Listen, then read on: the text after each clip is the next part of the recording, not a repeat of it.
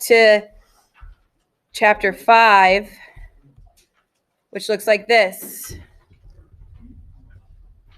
Now, take a look at this. This was your midterm right here in my hand. This was your actual midterm. Look, I told you guys, again, I don't lie, it mirrors your final exam. They're the same questions, different pictures. Look at your pink packet. Your pink packet. Look, same questions. You're going to see the final exam 4 times before you actually take it. And that's why people are usually successful on this exam. Okay, so chapter 5. Chapter 5 was a big chapter. We did a lot with it. A lot of you did really well on chapter 5 test when I looked back.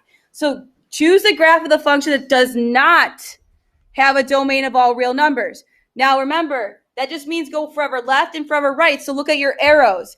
This guy is going to go forever left. That's negative infinity. This guy is going to go forever right. That's positive. So it's not this one. This guy is going to go forever left. This guy is going to go forever right. It's not this one. It's got to be C. Because look, there's like a stop right here. This guy goes forever positive, but it doesn't go forever negative. You can see that. These go forever left, right, forever left, right. This one goes forever right, does not go forever left. That's what it means to not have a domain of all real numbers. Okay, questions on that one? Pretty easy. Remember that one for the midterm? Should. Okay. Given the graph, identify the domain. Okay, so this is kind of like a couple things that you can look at. You can look at this or you can look at the graph. Left to right. Remember, domain is left to right, whereas range is bottom to top. Okay, so left to right. Here's negative infinity, here's positive. Well, the graph starts right here at what number? -2, and it goes on forever to positive infinity. So -2 to positive infinity is my final answer here. It's asking, what are the x values that are on this graph? -2, and then every number bigger than -2. Yes. Very good question. If it was asking for range, okay, I'm going to go off to the side. Range. Bottom to top. So with my highlighter, now this is kind of how you would do it. Here's the negative. Here's the positive. There's nothing here, nothing here, nothing here. What is this y value? 0. 0 forever up. So your range would be 0 to infinity. Good question. Okay, because this is going to start here at the 0. There's 0, and it's going to go up forever. So that means the y values that exist on this graph are 0 and every number bigger than 0. If you look, there's nothing lower than 0 on this graph. Very good question. Okay, sketch a graph that represents a function with odd degree. Is odd degree same arrows or opposite arrows? Opposite. So it's either going to look like this or it's going to look like this. We don't know which one yet. Okay, then it says negative leading coefficient. That means that the graph is ending going down. Okay, so if it ends going down, it's going to look like this one. Okay, remember, negative means like you're decreasing. So like at the very end, you should be decreasing. So as long as it looks something like, I don't know, like this. It could look like this. It could look like that. There's so many options. You choose which one you like the best. But look, it ends going down, starts going up because they have to be opposite. Now, if it was positive, it would be switched. You would start going down and going up. Okay? But we're going to talk about that in a second here, about those ones. Remember that chart that we had for chapter 5? A lot of you wrote it on your note card. It had like even positive, both arrows up. Even negative, both arrows down. It was like this little chart, yeah. I'll bring that back up on Friday and tell you guys to write that down. Okay. Determine if the following polynomials have an absolute max or min. Okay, or a relative max or min. Okay, so with odd degree polynomials and negative, we just talked about this. It's going to look something like this, right? Because we end going down.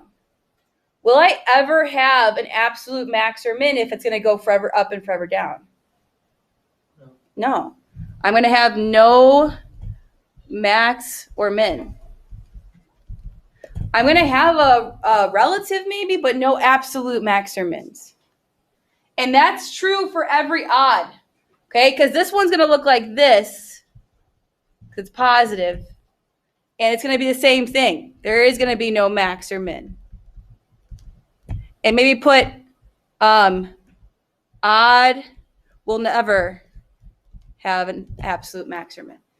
That was that question. A lot of people got this one wrong on the midterm because it's a hard question where it said, which one of these would have an absolute max?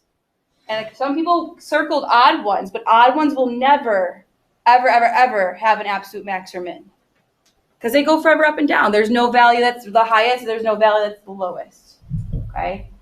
Even and negative. If it's even a negative, it's going like this. Is that a max or a min? Max. Even and positive looks like this, and that's a min. Give me a second to write that down.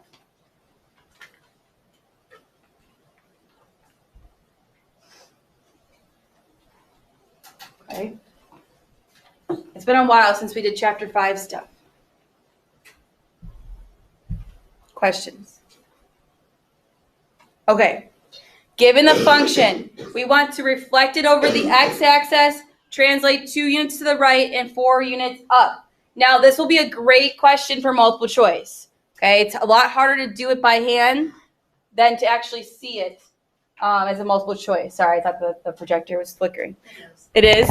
Oh my God, it's bothering me. I could tell. Okay, I'm going to write this out with you. Oh, I can see it on the corner of my eye. I hate it. Okay, It's not doing it constantly. I know, and just like I could just see it randomly. I'm going to write this down. This is like going to apply to this question and like a lot of questions that are on your final. So this is going to be like a side note, but this is something I would recommend writing on your note card. Huge recommendation. Okay, so here we go. I'm going to put plus or minus a, x minus h to some number plus k. Remember this big transformation thing where we said stretch, compress, up, down, left, right, reflect.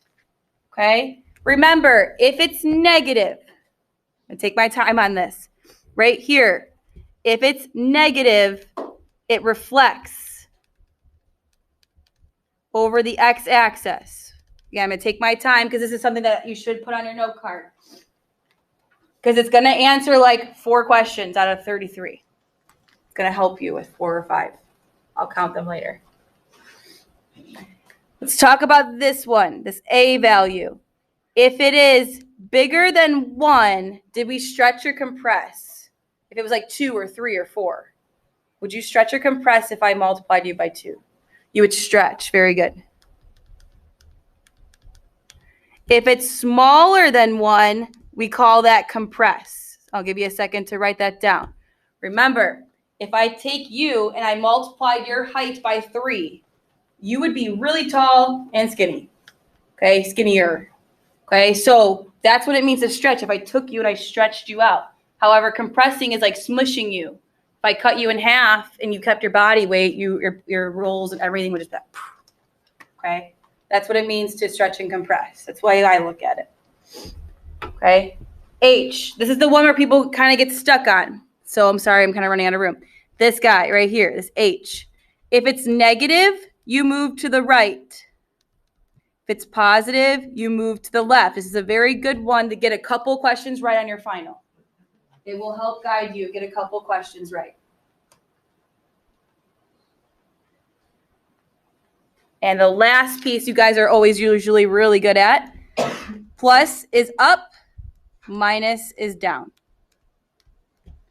A great thing to have like at the top of your note sheet, something that you can always refer to, put a box around it, write transformations, because there will be, like I said, 4 or 5 questions on transformations.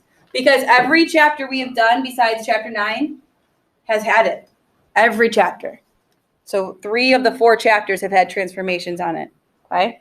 So the question is, I'm going to go off to the side now, sorry. Hopefully you have a little bit of room. We just need a little bit. Okay? Reflect over the x-axis. That means we're going to have a negative. Translated 2 units to the right and 4 units up. There was no stretch or compression said. So the a value is not there. X minus something. Now, because it says 2 units to the right, would I have -2 or +2? That way? Yeah, -2. Good. Now, up 4, I would have +4. This would be my final answer. Now, again, you would have multiple choice. It's a lot easier to see it. Like, if you looked at this, you'd be like, oh, reflect, right, up. It's pretty easy when it's given to you. Okay? It's harder to make it on your own, but on the final, you won't have to. Okay? There's a lot to write, so I want to make sure if you're done, flip the page. If not, I'll wait for you to finish writing that down. How many more questions? This next page. That's it. This was the longest part right there. The next couple pieces are pretty straightforward and fast. Last period, 15 minutes. Again, the goal is just so that you study with me. It is not a punishment. It's to study with me so that you don't have to worry about math. Okay. Identify the transformations. Now that we just went through all of that, you can use that to help you. What does this 1/2 mean? Stretch or compress? Very good. Compress. Did you say stretch or compress? I don't remember. Okay. I'm cutting you in half. I'm compressing you. What does this 3 mean? Left or right? Left. And what does this 5 mean? Down. Done. The question will say, what are the transformation? It'll say compress by 1/2, left 3, down 5. That's it. This next one, tomorrow, we're going back to factoring, and this next one's kind of like a warm me up on it. Factor by grouping. So make sure everyone's got it. It's in the name, factor by grouping. We group the first 2, group the second 2. Cover up this piece. What's the GCF of the first group? Good, 5x. So 5x comes on the outside. Some people like to write 5x right here to help you. That's up to you. Remember, the GCF always comes on the outside because when you divide each piece, you still have to represent it to be equal. Okay? This right now is still equivalent. We haven't changed the problem at all. Okay? We're just kind of manipulating the way it's written. Okay? Well, when we do our division, you're left with just x plus 2. What is the GCF of the next piece? 6. Good. So I'm going to divide each piece by 6. Remember, the GCF gets written on the outside. One of the most common errors is that people forget to write the GCF on the outside. I was just tutoring someone yesterday after school, and that's the piece that they kept missing, was this one right here, this plus 6. You should also get x plus 2 here, and we're almost done. Now, at this point, some of you will be able to stop, look at your multiple choice, and be done, okay? But if you want to keep going and writing it out, whatever is on the outside is a group, so 5x plus 6. And whatever is the same is a new group, x plus 2. Final answer. Now, bouncing off of Colin's idea, okay? When you're given multiple choice, remember, what you're doing when you factor is just rewriting it into an equivalent form. They're equal. This is equal to this. If you're given 3 multiple choice, you could graph all 3 of them and see which one is that graph. It's the same thing. It's a very, very good tool. All right. Given the graph below, which x values increases? So left to right. This guy is decreasing, then increasing. The one on the final is a lot easier than this question, okay, and the one that you're going to practice. So this piece right here is increasing. So it's -1, because it says x values, to 1. So -1 to 1. Then we are decreasing, decrease. And then it goes from 3 to where? Infinity, very good. So 3 to infinity. You're done. The other pieces are decreasing. Okay? Some people like to just draw lines like that. Some people like to color the graph. It really just depends on what you like. The one on the final and the one on the pink sheet is a lot easier. You'll see that. It'll say like, hey, what is -1 to 1? Is it increasing or decreasing? Like, it's a pretty easy one. All right, describe the end behavior. Now, there's two ways to do this. You can literally put it into your graphing calculator, or you can talk about what we talked about earlier. This guy is odd and positive. Odd is opposite. Would I end going up or down if it's positive? Up, right? So up, down. Well, that tells you right there your ends. Negative infinity, positive. Negative, positive. But if you did not know that in your head, you have a beautiful graphing calculator. Go ahead and put that in your graphing calculator. This is saying the left side of your graph is going down. The right side of your graph is going up. So if you want to write that, the left and right, go ahead. Got one more, and that's it. Okay. And it's a lot to study, and that's we're literally studying right now. Okay, write the function that represents the following graph. This one's kind of like the one we did yesterday. You're going to talk about these x-intercepts, okay? And remember, when you're doing x-intercept form, it's always x minus your intercept. Well, if I have 3 intercepts, I'm going to prepare myself right now. It's always x minus your intercept, x minus your intercept. Well, I have 3 of them. So I'm going to plug in each one. If I take -1 and put it right here, what's going to happen to that sign? Positive. Positive, there we go. The other ones, you can't do anything about it.